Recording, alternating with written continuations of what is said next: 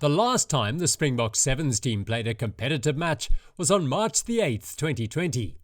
On that day, South Africa had 3 confirmed cases of COVID-19. A yellow card for Chris Dry gave Canada the one-man advantage and enough space for Justin Douglas to touch down just in the corner for the go-ahead score. Gets the width. It's Canada. Look for the left-hand corner. Advantage offside. Jones. Hirayama for the dive. Hirayama. Yeah, I think the uncertainty makes it a bit difficult for your planning. It's basically 10 weeks before Paris, London, whether it's going to get postponed or not, or we still have to see. But we will go ahead with our planning as if the Paris and London is happening, and also as if the Olympics is happening. The National Coronavirus Command Council has decided to enforce a nationwide lockdown for 21 days with effect from midnight on Thursday, the 26th of March.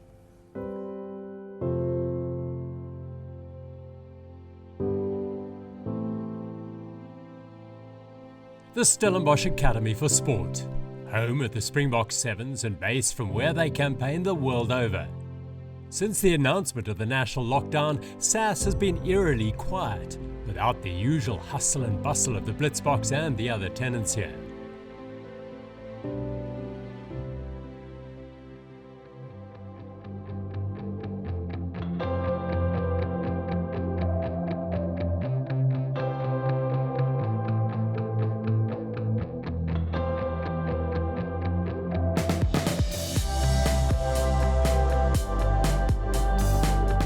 Five months after he last saw his management and players, coach Neil Powell on his way to SAS to start the long road to the postponed Tokyo Olympics all over again.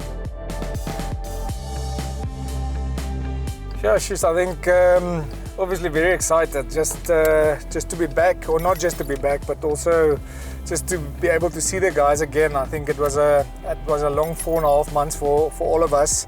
And because we're in a system where we see each other basically the whole year, I think it was even tough for some of the guys not to be able to see each other for that long. So super excited that we can eventually start again, but also excited to see the players.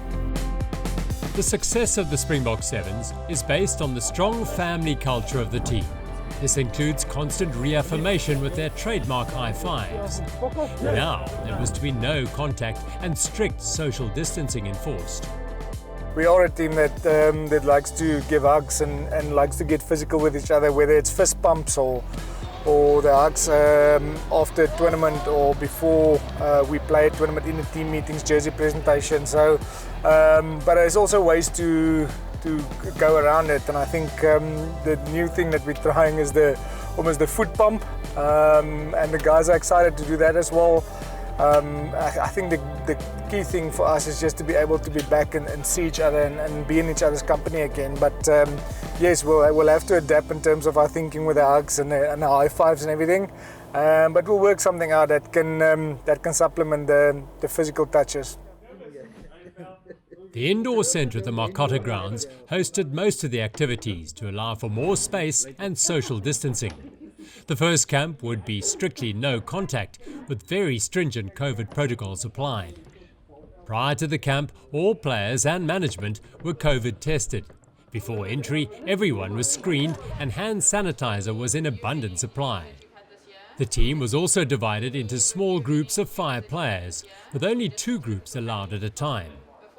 So basically what today is a catch-up of any issues that you've had during lockdown, any review of any injuries that you've had this year. So we just need to look at your hammy from before lockdown, if there are any other things, and then we're going to go through the questionnaire that everyone filled in. So everyone's meant to get 100%. So instead of everyone redoing it until you get 100, I'm just going through the questions that everyone got wrong so that you know where the issues are. Oh yes. Our protocols are there to reduce the risk of transmission, and we know that you can't 100% guarantee that no one's going to get sick. But at least what our protocols are there for is to reduce that risk of people getting sick, and if they do get sick, that we can identify them quickly, we can isolate them quickly, and that because we're training in small pods of 5, then you only have to isolate those players in that that pod as opposed to the whole team. It's had a lot of challenges. So one of them is remote consulting. So one of the main things as a doctor, you're used to putting your hands on someone, examining them and getting that feel for if they're sick or not. And you lose that by doing everything via Zoom or telephone consults. Dr. Gordon has been the team physician for both the men and women's Springbok Sevens for 5 years now, usually dealing with everyday aches and pains associated with high-performance athletes. Managing an entire group of players during the COVID-19 pandemic has been a completely different challenge. The second thing is coming into a system like this, usually your doctor is as your main touch point, is the person who hopefully sorts out everyone and provides the solutions. And actually in our situation, the reason we're based here is I am probably the highest risk person in our setup because everybody sees me, and I usually have a small enclosed office with poor ventilation, which is a high risk environment for transmission of the virus. So that's why we're here in a well ventilated, chilly stadium doing our medicals today. It was starting all over for everyone, including team physio Hugh Everson and his colleague from the women's sevens, Regan Tsele. Melissa, so obviously after our season ended abruptly, we're taking this as our pre-season again, and we're doing all these musculoskeletal tests and things just to check what state you guys are in and how we can advise going forward as we start picking up the intensity of training.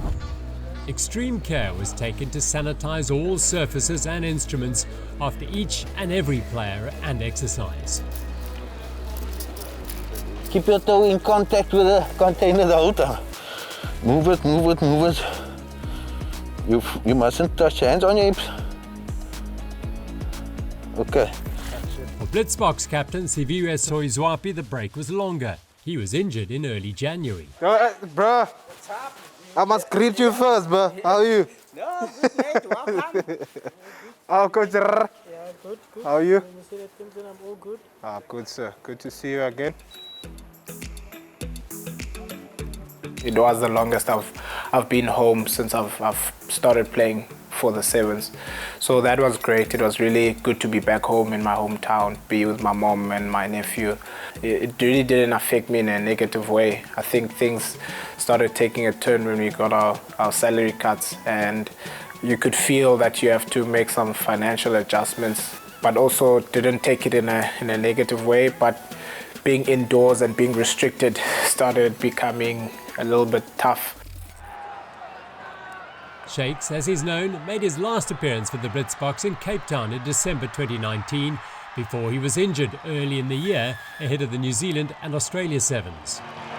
Bouncing past one, Spetman gets in the backfield, now finds Soizwapi, angling across the park, Finley going back towards the six, Shakes, Soizwapi for South Africa.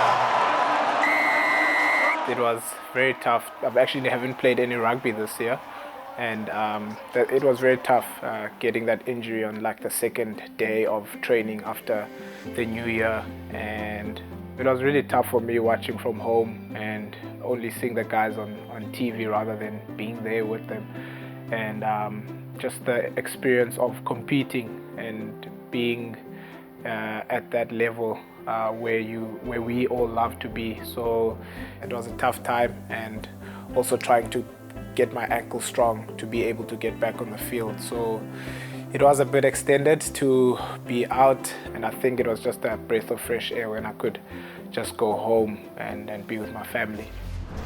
It's your boy Double D. Oh, yes. Oh, yes. Chris Dry spent almost the entire lockdown period on a family farm in the Karoo. Time for reflection for the veteran of 74 World Series tournaments. For me personally, you're always anxious, especially if you're a rugby player and you're not playing rugby, and obviously worried about the future of our sport. I think a time where you do have to reflect and also think about what's next. And as a rugby player, you want to play rugby, but the time that I had with my friends and family, and it's something that you can't replace. I cherish that time, but yeah, definitely thinking about what's next after the rugby, the next chapter. Watching Ryan in the back. Dry travelled to Rio in 2016 as 13th team member, but never got the chance to play. At age 32, the postponement of the Tokyo Olympics by a year was not good news for him. Knowing the fact that Olympics was going to be this year, and after us as a system and me personally thinking that we had a good season, I think obviously disappointed about that Olympic year being postponed, but we have to look at reality and also know what is best for us as humans and everyone around the sport of rugby, and health and safety is obviously first choice. So disappointed about not going to play this year, but there's another year, and I'm grateful and happy to hopefully be part of that. Passes loose over the top for Dry. Dry offloading well in contact. Good work across the line. Coming off the high of Los Angeles and with the prospect of the Olympics suddenly dashed, forced a major adjustment from everyone, from the more experienced players to LA hero Sakoyise Makata. Hearing all of that brings a lot of anxiety and not knowing what's going to happen. But at the same time, you need to trust the people that are working outside, and you need to trust the management and just trusting God. So I think putting my trust in those factors did help me quite a lot. It's always the darkest before it shines the brightest. So I think that kept me going. So just positive reaffirmation was what helped me quite a lot, yeah. Africa spots a gap down the short side. Cecil Africa showing his experience. The pause in Sevens activities had a devastating effect on veteran Cecil Africa, whose contract had expired. For the most capped Blitzbok of all time, Branko de Prier, it bought some time to be 100% fit come the Olympic Games next year. I must say it helped me a lot to work on my mental toughness as well. Just to realize that everything you have it's now, yeah, and then it's gone. And for everything that you got in life, you need to appreciate it. So that just made me realize that I need to appreciate more things in life, not just on the field, but off the field as well. And I must say, lockdown did something really good for me. Where we were busy the whole time, playing, training, traveling the world, now you need to sit indoors and think about what's next for you. So I think the time that I had to think about that was awesome, and I know that I'm in a better state now, and I know exactly where to go next.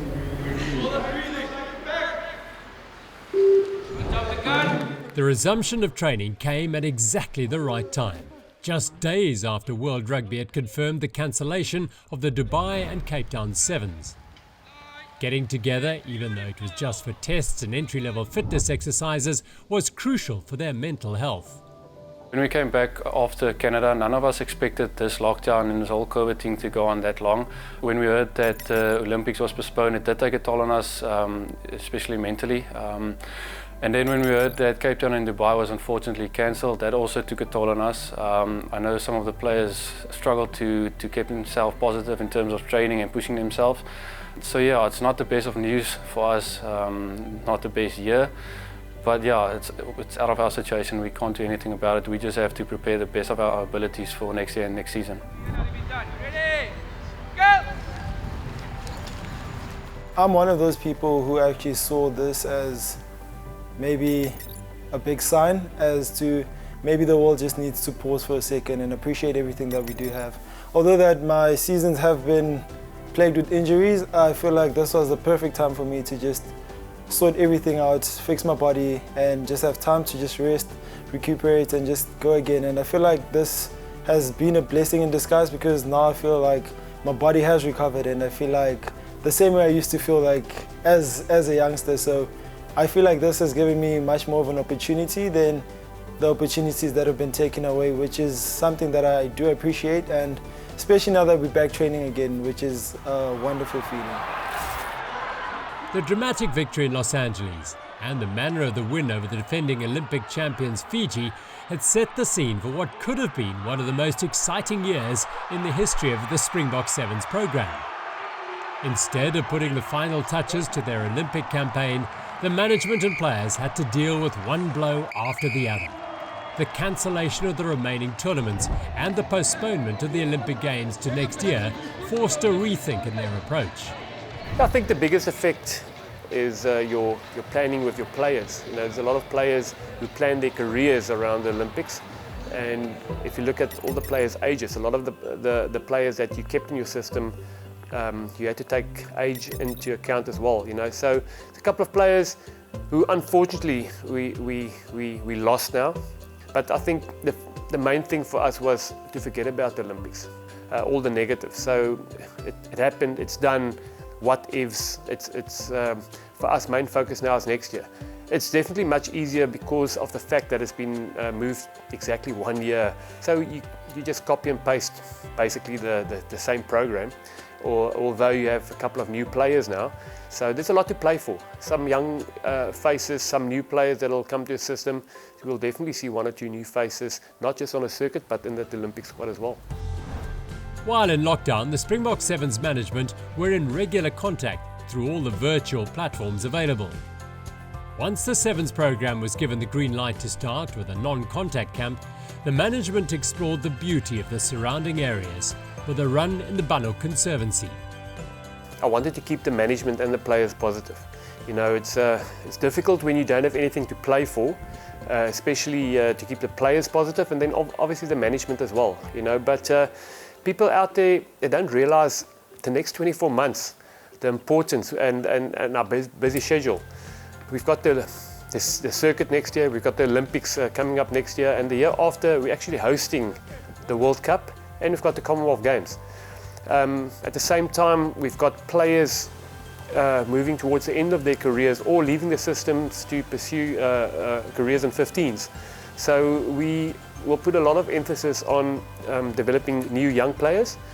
We've got a couple of young players in this year, and next season we're going to probably get in another 5 or 6 new players who will hopefully be able to take over those roles from some of our senior players leaving the system. The Bannock Valley also provided a sanctuary for Blitzboks coach Neil Powell during this time. A place to gather thoughts and realign after the proverbial rug was pulled out from under him. Yeah, I think for us, we had this perfect plan going to the Olympics, and like you rightfully said, I think already saw the signs at the airport in Australia when we came back, and didn't realize that it will actually influence or affect the whole season in a way it didn't to such an extent like it is now. We probably thought, listen, postpone Hong Kong and Singapore for a few months, but we'll still be able to go to those tournaments. And it came along and definitely influenced the way we saw the season and our plans as well. Powell was named as Blitzboks coach towards the end of 2013. For 7 years, he and the rest of the management have spent almost half the year away on the circuit on the World Series, the World Cup, Commonwealth Games, Olympics and other tournaments. This while their children were growing up. For Neil, lockdown has not all been negative. It has provided quality time with wife Tanya and his 2 boys, Josh and Caleb. If I'm totally honest, this 4.5 months is probably more positive for me than negative. Obviously, we had our challenges in terms of financial, sometimes emotional, sometimes mental challenges as well. But in general, I think for me it was 95% positive and not negative. Just the amount of time you could spend at home with the family and with the 2 boys and your wife, and also a mental repair basically, just to refresh again, to reset again in your mind, and almost get yourself that hunger and desire back to go out there and coach and be successful again. And I think if you in the front line year in and year out, you do get tired. You do mentally get more tired and physically tired. And I think this is definitely a mental reset for me this last 4.5 months, to be able to spend time in the comfort zone of my own home, where I know I can charge my batteries among my boys and my wife, that I always enjoyed to spend that time with them. And I had it for 4 months now. and I can definitely say mentally it's definitely helped me a lot.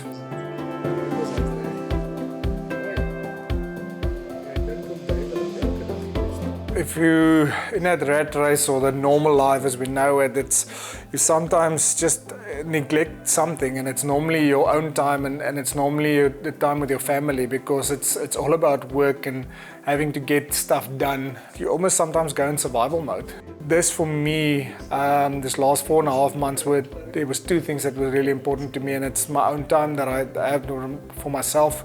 Actually started to do trail running, read a few books in this time, because you have time to sit for an hour or 40 minutes and read a book, or before you get into bed you're not too tired, so you can still read when you're in bed. Just to be able to have that time and spend time with the boys and see how they develop and see almost how their personalities bloomed in this time where they have both their parents at home for a whole day. And I think you as a coach or as somebody that goes to work and come back, you always think that you leave your work at home or at the work and you come back home with a clean mind and a clean head, but it's never like that. And I only realize now what a clean head means, because there's nothing that I were thinking about in terms of work except for home and the kids and the family.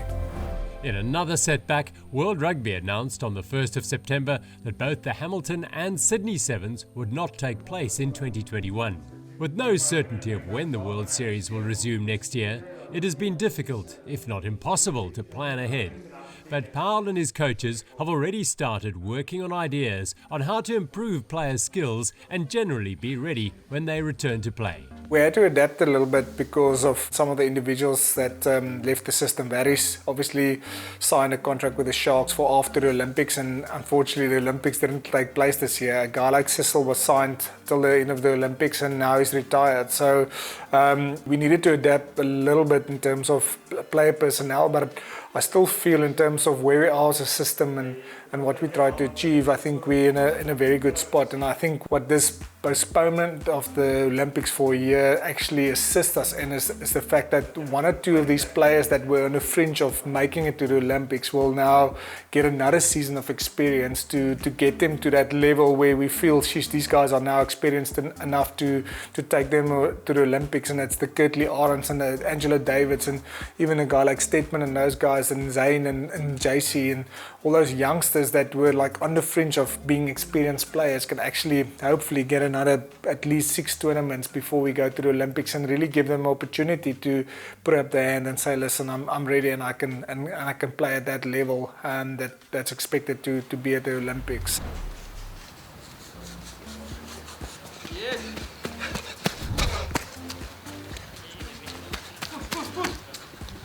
This was the first time ever that players 7s and 15s were locked down at their various homes, and we could see the effect last week when we did fitness testing.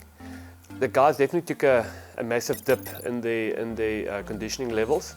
So we need this pre-season, and I think it's a good thing as well. It puts everyone on the same level again, and it's an opportunity for us to start from scratch with the boys. So it's in the news. We might only play next year on the circuit again, but we will have tournaments. We'll create our own tournaments in November. There's a possibility of regional tournaments happening in December, so we can't go in there undercooked. And obviously, for player welfare-wise, we need to get the players on a really high conditioning level. It's the bigger picture, looking at next year, it's the Olympics. It's massive, so I don't think guys must lose sight of the bigger picture, the bigger goals that's ahead of us. To end the first post-lockdown camp, Neil Powell and Marius Skuman returned to the Bano Conservancy, on this occasion with the entire team. On a gorgeous day in Stellenbosch, it was the perfect way to finish off the first stage of their preparations to start over their Tokyo Olympics campaign. It's just a different environment. We can let the guys run on a rugby field the whole year, but this is now the opportunity for us to take them out of their immediate environment and put them in another environment where it's not just physical, but it almost resets you mentally as well. And I think just a beautiful sightseeing, the nature that you see while you're running, it's just amazing. Yeah, it was really amazing. It was a good run up there, mostly a walk. I mean, it really got steep. and it tested your climbing abilities, but really enjoyable just to get out there and be with the team again. I mean, just being out of lockdown, basically, it's just great to get out of the house and be with the boys out here. We know that obviously 4.5 months at home was a long time, and that we needed to pick up slowly again, so it wasn't too hectic and too intense. We're hoping to pick up the pace a little bit next week, our last week before we break for a week. But happy with the conditioning. It's obviously important for us to get the guys conditioned and strong again before we get back onto the rugby field. And this is just a different way to get them fit and take their minds somewhere else. So it was a great day. Yeah, it's been great to be back. I think we've actually achieved a lot. We know where we are as a squad, and it's like a base that we have now almost to know this is where the guys are at and this is where we work from. For me, running in this mountain in this lockdown time was mentally a good thing, and I think for the players it was a good experience as well. When next the Blitzboks return to camp, they will be allowed to resume contact training. By then, everyone will hopefully have a better picture of the future of Sevens rugby.